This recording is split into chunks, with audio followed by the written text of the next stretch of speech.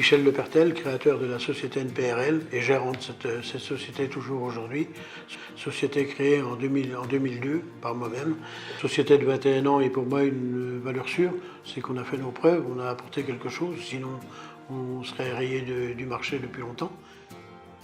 J'ai créé cette société aussi parce qu'à l'époque, en 2002, il n'y avait aucun cabinet nutritionniste qui existait en France en tant que privé. Donc j'étais le premier cabinet nutritionniste existant en France. Tous les nutritionnistes qui intervenaient dans les campagnes étaient des nutritionnistes soit de fabricants d'aliments, soit des nutritionnistes de coopératives, soit des nutritionnistes de grands négoces. Donc qui finalement avaient tous quelque chose à vendre, avaient tous intérêt de minimiser la qualité des fourrages et de maximiser la vente d'aliments. C'est principalement cette raison pour laquelle j'ai créé cette société. Je l'ai créée aussi par rapport à du qualitatif. C'est un concept qui va travailler en alimentation animale bovine principalement et voire caprine.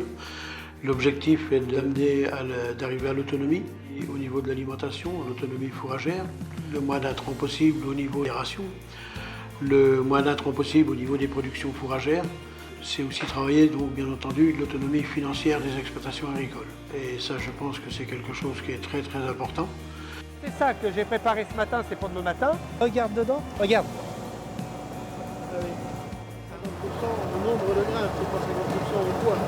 Avec Monsieur Lepertel, le fait de l'autonomie est aussi un point intéressant, c'est qu'on met 3 fois moins de pesticides, 3 fois moins d'engrais pour produire une céréale, pour donner aux bêtes, qui est quand même intéressant.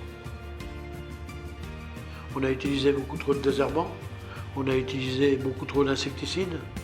Tous ces produits-là ont tué toutes les petites bêtes qui vivent au niveau du sol. Et les désherbants laissent des traces et dès l'instant qu'on veut ressemer, ce que le désherbant était là pour faire disparaître, on peut avoir un battement de 1, 2 ou 3 ans pour pouvoir réimplanter quelque chose qui va s'exprimer à 100% sur le sol. Il faut changer les choses, il faut changer les méthodes de culture, il faut changer le suivi des cultures.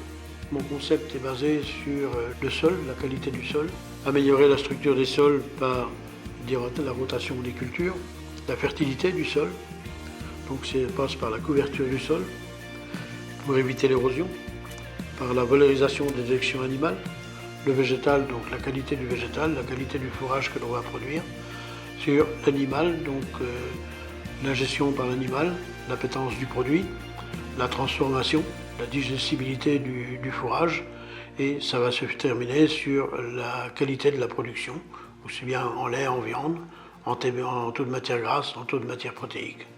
On peut faire consommer n'importe quel fourrage, n'importe quel aliment à des bovins, n'importe quel déchet, n'importe quel sous-produit, traité comment, on n'en sait rien, avec quelles conséquences sur la vie humaine, on n'en sait rien non plus.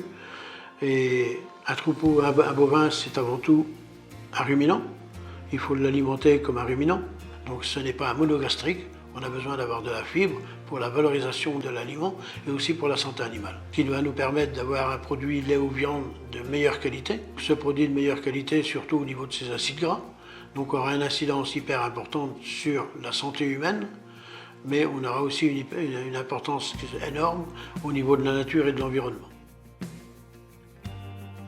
Nous avons plutôt des vaches qui sont en meilleure santé, moins de frais vétérinaires dans l'ensemble. La repro marche très bien. Aujourd'hui, nous avons un intervalle vélage-vélage 380 jours depuis 3-4 ans, là, ça se maintient. L'âge au vélage sur les génisses est d'environ 24 mois. Donc la production tourne bien avec des vaches, comme je disais, en très bonne santé.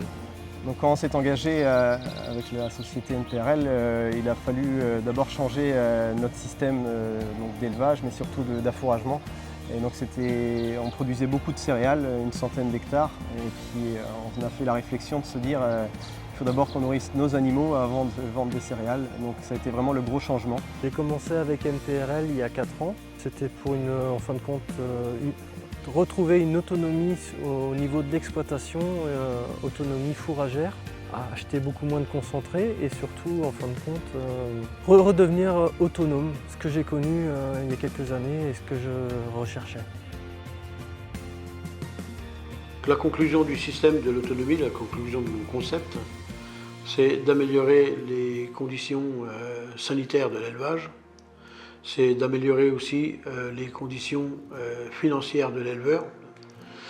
Beaucoup d'agriculteurs se rémunèrent entre 500 et 1000 euros par mois, ce qui est complètement anormal. Il faut travailler autrement. Il faut savoir qu'on achète beaucoup de produits dont on n'a absolument pas besoin. 80% des produits en nutrition animale ne servent absolument à rien, c'est simplement une dépense d'argent. Les concentrés, quand on utilise 3 kg de concentré, on en valorise 2 parce qu'on est en subacylose ou en alcalose.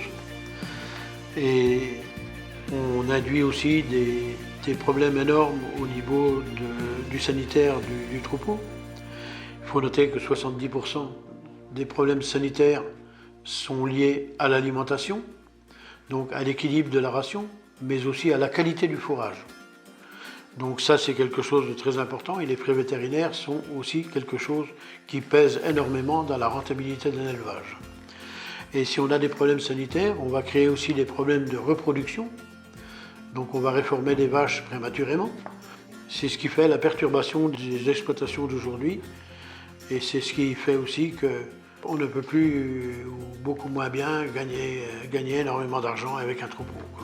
Chez NPRL, ce que j'ai trouvé au niveau, en fin de compte, fourrager, eux travaillent beaucoup en fin de compte avec les métailles.